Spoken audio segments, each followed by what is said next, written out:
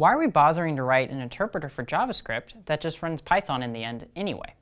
Shouldn't we just write our code in Python directly and skip the middle step? It's an interesting idea, and one that I think gets to the heart of language design. Programming languages, as we know them, are actually relatively old in the history of computer science. John Bacchus started with speed coding, perhaps the first interpreted language, in 1953, and moved on to Fortran, which is still alive and going well, in around 1957. Around the same time, Admiral Grace Hopper made the first compiler around 1952 and started really promulgating languages like Flowmatic in 1957. Let's imagine that we transplant this question back in time. You're in the 60s saying, if I write this program in Fortran, ultimately it gets interpreted in assembly language and machine code. Why should I bother with Fortran? Why not write it all in assembly language? Or these days, more modern languages like Java were initially implemented in languages like C. Why bother with Java if we could write everything in C? Well, it turns out that all of the modern programming languages that we are considering, Java, C++, C#, F#, are all Turing complete. A term I won't define in this class explicitly, but it deals with Turing and models of computations. They're all equally powerful. Anything I could do in one language, I could do in another.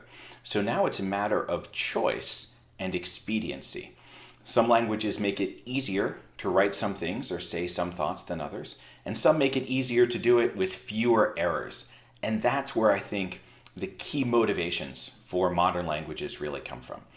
I think in the future, we're going to see an explosion, a proliferation, a profusion of domain-specific languages.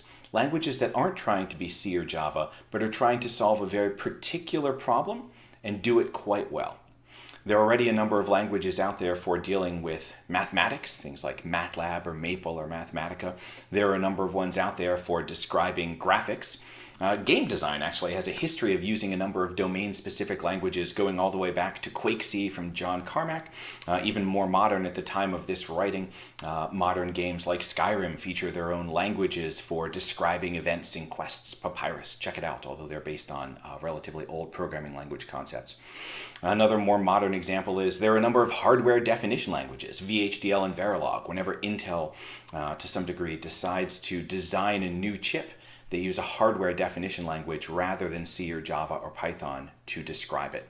And these domain-specific languages hold out the promise of having higher-level operations and of helping you catch common mistakes. And that's really important in economic terms for saving money in software engineering. I want to make it take less time for you to write the program, and I want to reduce the number of faults that we're going to find in it later.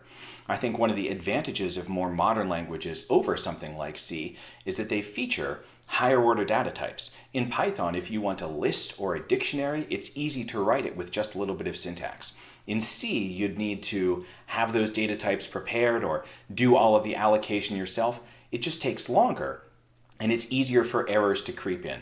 I think one of the things that's been driving changes in programming languages over time is that we're recognizing that correctness is often more important than speed for many applications. Speed is still critical, but bugs can be really expensive, especially in the financial district or in mission-critical applications if you're making an airplane autopilot or an artificial heart pump. Languages where one line of code creates a dictionary and initializes it with some value save you a lot of work. You don't have to write out all of the lines to create that dictionary, and as a result, you don't have to write out any lines with bugs in them.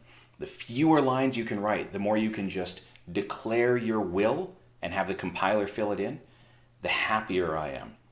So I think that there is a real reason to keep designing new languages, even if we bootstrap them on top of the old ones, because it might be easier or more concise to think a thought in the new language, or because the new language might help us reduce errors or software engineering defects. So even though our simple JavaScript interpreter is ultimately written in Python, web pages typically include JavaScript rather than Python. It's handy. People find it easier to write in one of these languages rather than the other, even though they're all Turing complete and can express the same computations. It's kind of a deep question and one that gets to personal choice and creativity. Sometimes we just prefer one language over another, even if they're all ultimately the same.